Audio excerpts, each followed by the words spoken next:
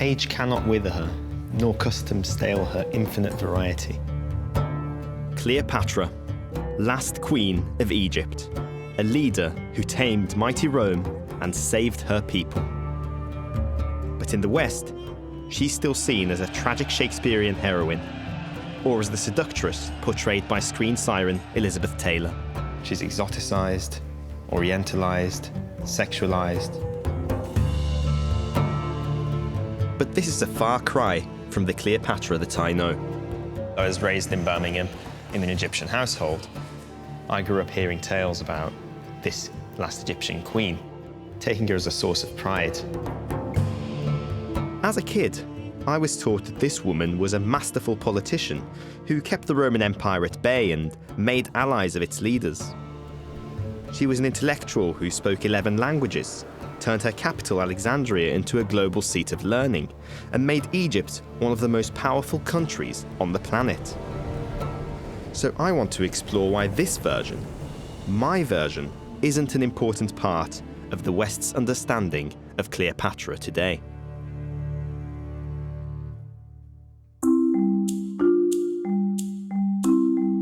Like Cleopatra, my parents and grandparents were born in Alexandria. So although I grew up here, I'd go back to Egypt every year, and I really did feel this sense of being Egyptian. And as I grew, it was a nice sense of having this dual identity, being a British Egyptian. We went to Egypt basically every summer. Growing up in an Egyptian household, papyrus paper seemed to be absolutely everywhere, and Cleopatra is a part of that. This is something that's really important to me personally, this painting. In some ways, it's a parting gift from my grandma who painted it. I was just always intrigued by it, because you can see that the pyramids and the sky around them is like this orange kind of dawn or dusky colour. And then as it goes a bit further up, it gets a bit more grey. And I admitted my curiosity one day, and basically she said that she painted the pyramids and the Bedouin man while she was in Giza looking at the pyramids. And then she painted the very top when she was in Birmingham. My first thought was actually really peculiar. It was, if I was a painting, that would be me. Family is hugely important to me, and my immersion in and love of Egyptian culture and Cleopatra comes directly from them. But moving from Egypt to the UK, my dad was also keen to expose us all to the best of British culture. And when I was a small boy, he gifted me the complete works of Shakespeare, a book he'd bought in Alexandria before arriving in England. This set in train a love affair with English literature, to the extent that today I'm a senior lecturer in early modern English. But this has caused a tension. Aspects of Shakespeare's work conflict with my first love, the Cleopatra that I grew up with. I think Shakespeare was the first person who really did alert me to just how sexualized and exoticized Cleopatra is. It's weird because I'm being raised in England. It was still like living in a bubble, because until I was a teenager, I was still thinking that Cleopatra is this respected leader. And only after encountering Shakespeare did I realise that maybe that's not the case. I am passionate about Shakespeare, but I really think he might be a big reason for the misrepresentation of Cleopatra in the West. For loads of people, where they encounter Cleopatra is actually Shakespeare. So that's why I'm here at Shakespeare's birthplace, to try to find out how this Englishman from a market town who never left the country managed to imagine and depict Cleopatra in that way. So, Paul, what other kinds of sources would Shakespeare have used? Well, atlases like this, for example, Ortelius's Atlas from 1603, a description of the world, a map of the world showing Europe in relation to Africa. Yeah, I mean, look how obvious the Nile is there. Even more obvious in the next image here, the Alexandria at the bottom of the picture in relation to England over here, London over there. And here we have a description of Egypt as well. That's really fascinating that the atlas has a description as well. It's not just a map like we might associate with atlases these days. So it's a whole description of Egypt that Shakespeare might have read. This is the atlas of an armchair traveller. This is Shakespeare travelling to Egypt in his imagination. He didn't need to travel in order to know what Egypt was like. It's here in front of him. This beautiful little atlas planted a sense of place in Shakespeare's mind. But what about the person? What about Cleopatra? This is the source, really, for Antony and Cleopatra. So this is Plutarch. This is Plutarch, translated originally into French and then into English from the French, 1579. Shakespeare uses many books to write the plays, but this is the one he turns to for the Roman stories. And just to take a line of the source material, to take a barge in the river of Cydnus, the Nile, the poop whereof was of gold, the sails of purple, and the oars of silver, which kept stroke in rowing after the sound of the music of flutes. And then Shakespeare turns the prose into this extraordinary poetry. The barge she sat in, like a burnished throne burnt on the water. The poop was beaten gold, purple the sails, and so perfumed that the winds were lovesick with them. The winds were lovesick with them. It's such a nice kind of personification, isn't it? She is the occasion for him to write intoxicating poetry, and it's one of the most richly poetic of all of his plays. Shall we have a look at the ending? Because that is one place where Shakespeare goes against his source, and it's been massive in popular culture. You know, the Cleopatra's suicide using the asp on her breast in the play. So in the Plutarch we read, and so her arm, being naked, she put it to the aspic to be bitten. And later, bit her in the arm. And later, 2 little pretty bitings in the arm. Whereas in Shakespeare's play, she's bitten where? She's bitten on the breast by this asp.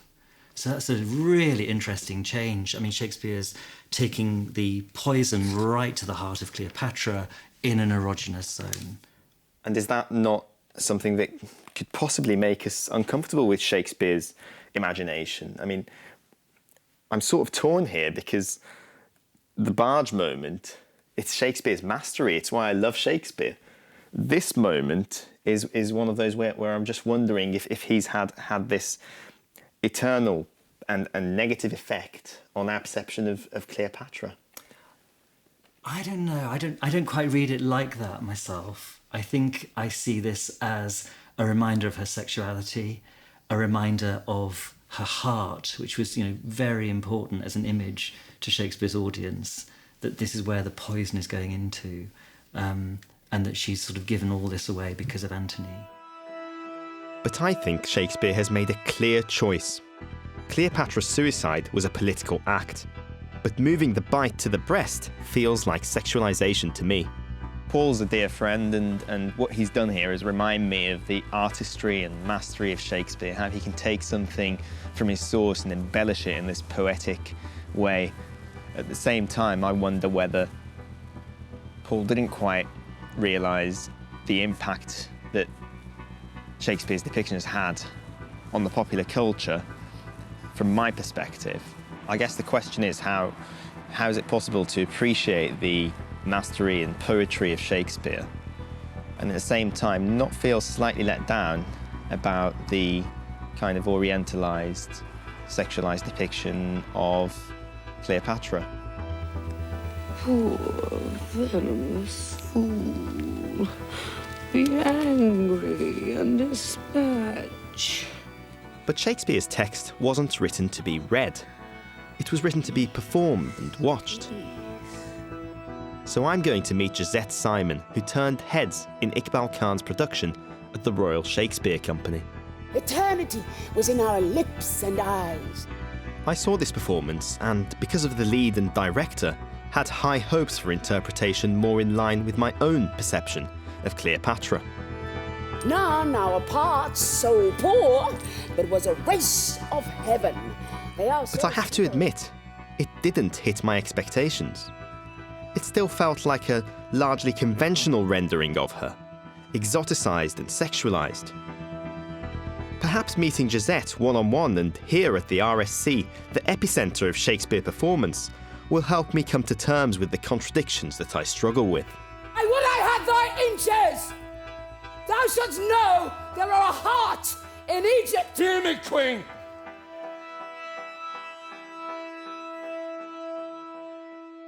You were basically the first black Cleopatra. In the flagship. Yeah. Does that make a difference to you?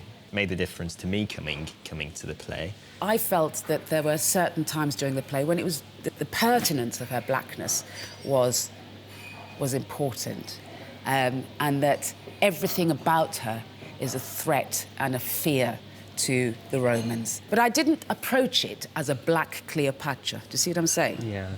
So you, when I watched it, yes, there was sort of sexualization, exotic locations, but you tried to present a powerful Cleopatra. Absolutely. The thing about Cleopatra is she is unashamedly herself.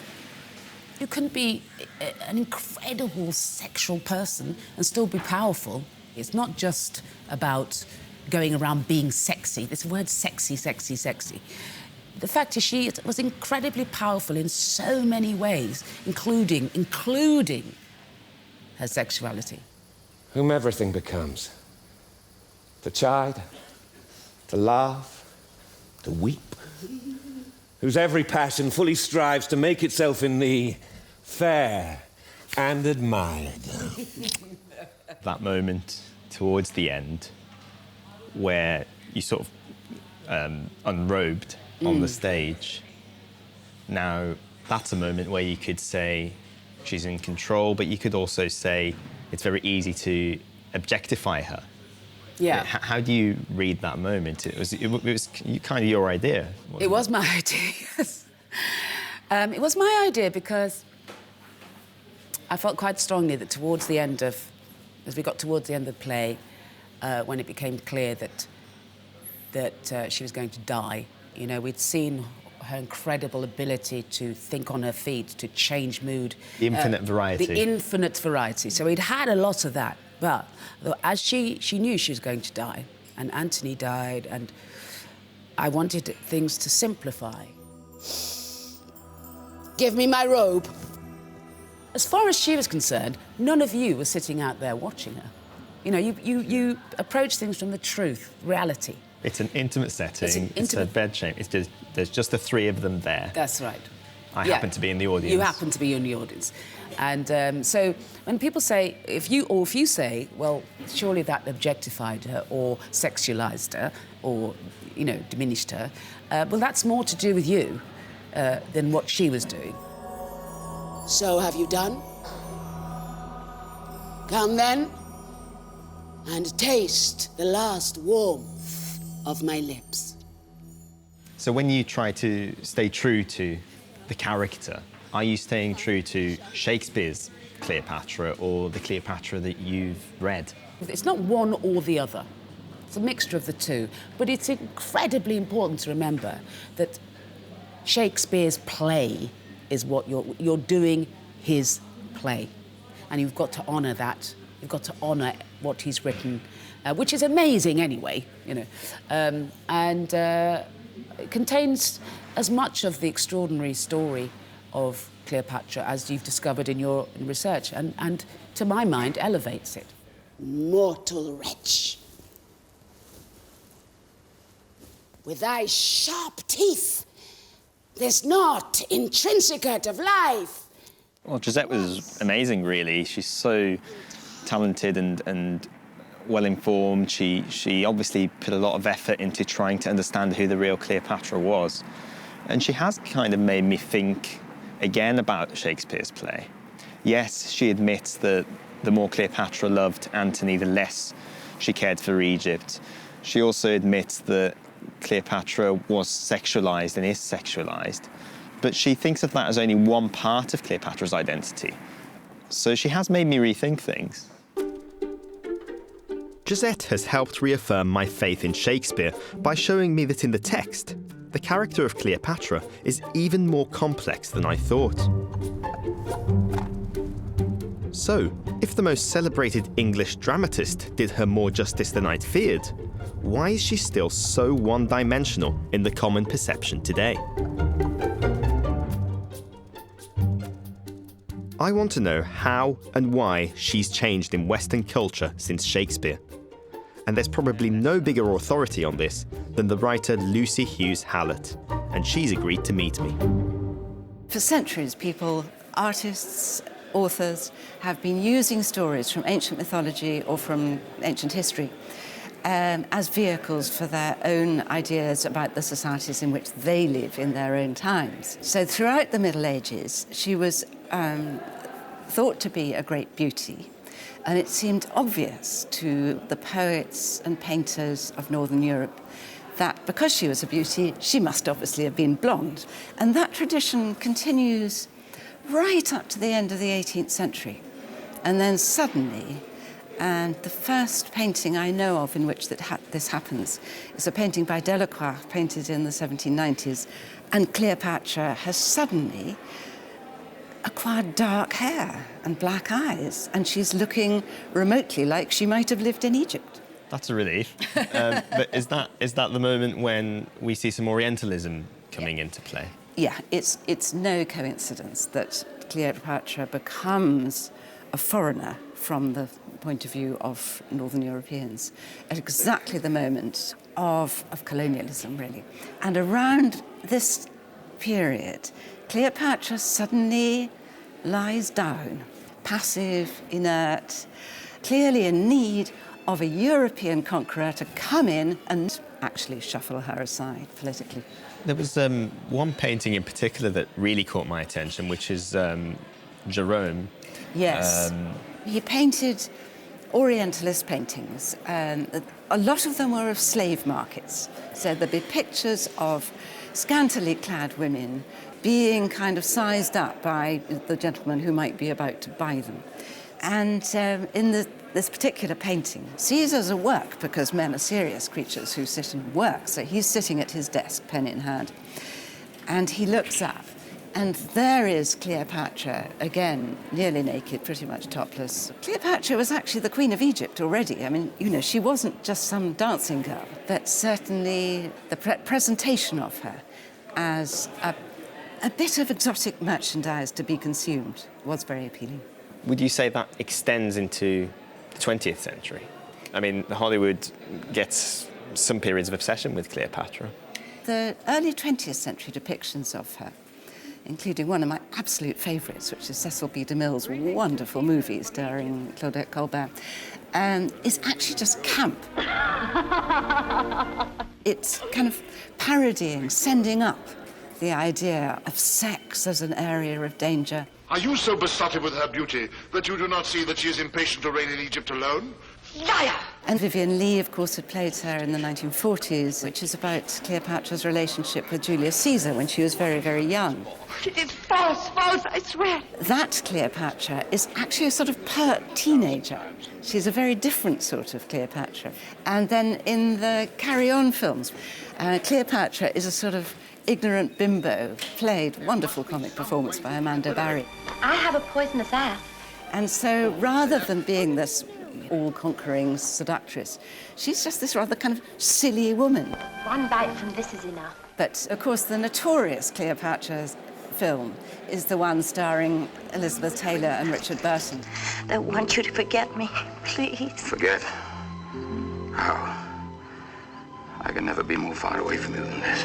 The fact that Elizabeth Taylor was a, world-renowned film star probably has conditioned the way people have thought about Cleopatra ever since.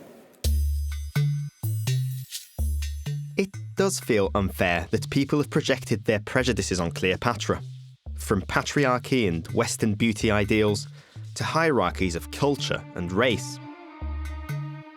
So in a bit of a coup, I've arranged a call with Dr Zahi Hawes, a somewhat eccentric but authoritative figure in Egyptian archaeology, and he's as infatuated with Cleopatra as I am. What comes to your mind when I say Cleopatra? In my opinion, this lady was the last important queen of Egypt, and she was completely Egyptianized. And she, in my opinion, had a very ambitious plan that really she wanted to rule the world. And this is why she married these two powerful people. Cleopatras also became magical after Fox made this beautiful movie by Elizabeth Taylor.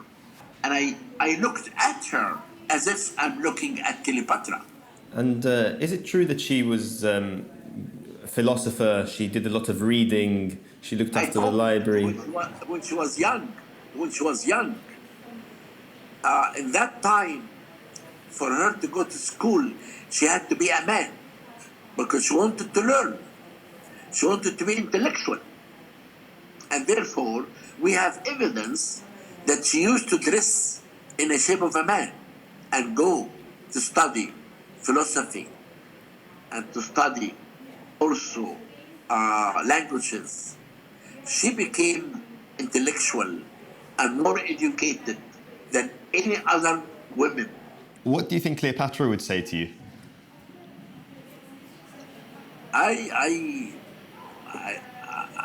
Maybe she will tell me, come and look for my tomb. She'll want you to find it. Yes. Yes. Thank you so much. Thank you. Bye-bye. He's always got a slightly different take on things. His emphasis was a bit different. His emphasis was really just seeing the best in Cleopatra, in everything. So even with Liz Taylor, he's seeing the magic of Cleopatra. I'd say he's telling me the message I got is embrace Cleopatra in all the different ways that are possible. Just looked at it entirely positively. It's kind of got me buzzing in that way. One thing that is clear to me is that Cleopatra's engagements with Rome, her relationships with Julius Caesar and Mark Antony, weren't just the flirtations of an exotic seductress.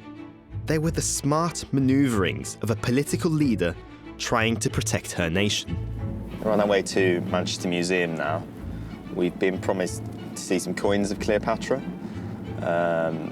which is quite exciting really because there's not that much out there physically from her time. One of the issues with Cleopatra, I guess, is that Ptolemaic Alexandria, or ancient Alexandria, is underwater, and then also the fact that her library, or Alexandria library of her time, was destroyed and burnt. So the actual physical evidence and the writings as she would have liked them to be are just not there. So it's a rare opportunity to see something from her time. Islam, here are the coins of Cleopatra. Wow. So, can I handle them? Yeah, sure. Yeah. So, that's actually Cleopatra. I mean, for all the kind of pictures I've been seeing, the artistic depictions, this is Cleopatra. It's not entirely how we'd imagine Cleopatra, at least not the kind of Western depictions and the exotic depictions. She's not, you know, stereotypically beautiful in terms of the ideals we hold today. The nose is quite obvious. I think she's got curly hair, actually, which is good news for me. Approximately when would this have been in circulation? This would have been used in the later 1st century BC, and it's a bronze coin, so it's what we call a lower denomination coin, so it's for everyday purchases. Ordinary people in the streets buying everyday things like loaves of bread or wine, perhaps. She does have this kind of power. Maybe that's just the fact that she's on a coin, or maybe it's something more that I'm seeing here. I'd be lying if I said I wasn't excited to be touching it. I think touching something from over 2,000 years ago, for all I've been reading and looking at, this feels like the moment where I'm kind of closest to Cleopatra. Something about handling this coin, a coin from the time she was alive and at her most powerful, really bothers me. How did she get from this to the Western versions we know today? Cleopatra made a deal with Julius Caesar to use his armies to install herself as ruler of Egypt in exchange for financial support. They had a son, Caesarion, and after Caesar's death, Cleopatra tried to install him as Roman leader, provoking the wrath of Octavian, Caesar's heir apparent. Despite a new liaison with Caesar's one-time deputy, Mark Antony, Cleopatra was ultimately defeated by Octavian. Was it his subsequent writing that has led to her damaged reputation? So when we talk about Cleopatra, Egyptologist Dr Joyce Tildesley has spent years unpicking this negative propaganda around Cleopatra. We're so fascinated by her that we ask questions and then we almost invent answers to them, which generate more questions and so on. So she becomes a really, really complex and fascinating figure to us. and then a lot of what we know about her now seems to come from Roman sources. Yes, absolutely. She's very much based in Alexandria, and Alexandria has gone, ancient Alexandria has gone, and we don't have written text from Egypt to explain her to us. But she was recorded in Roman sources, and the Romans are obviously very biased because they have her as an enemy. But they also, to be a worthy enemy, they can't just ignore her. They want to big her up. They have to justify how she was able to divert two of their most prominent men, and men who are heroes, so they have to somehow explain how this woman is able to do what she shouldn't be able to do. And the only way you can do that without saying that the men were wrong is to give her almost superpowers of seduction. And she's basically, to the Romans, I think, unnatural. And this comes down to the Western tradition of Cleopatra. But of course, in Egypt, they don't have this tradition. And we can imagine that in stories that were told and in the libraries, which have now been lost, a very different aspect of Cleopatra was probably preserved. What's her legacy today, in your mind?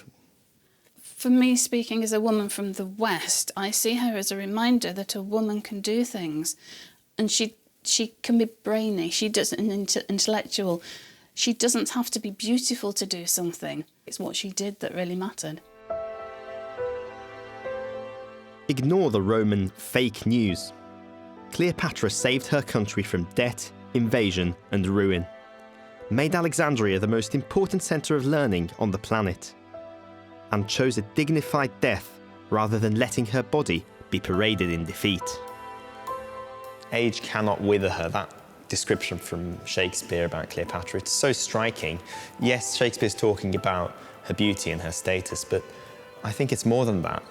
I think it's about how she's defied the tests of time. She's endured. We never ask what great men of history look like. So the very fact that she was a female leader, immortalised on her own currency, speaks to her status. And that she still appears on Egyptian coins is testament to her significance in contemporary Egyptian society. She remains in power, even today. There are loads of myths and stories. At least I know that some of the more negative ones are not necessarily true. They are part of a kind of propaganda campaign. On one level, I guess there is no such thing as a real Cleopatra. There's an imagined Cleopatra. Everyone imagines their own Cleopatra. And I can imagine her my own way too.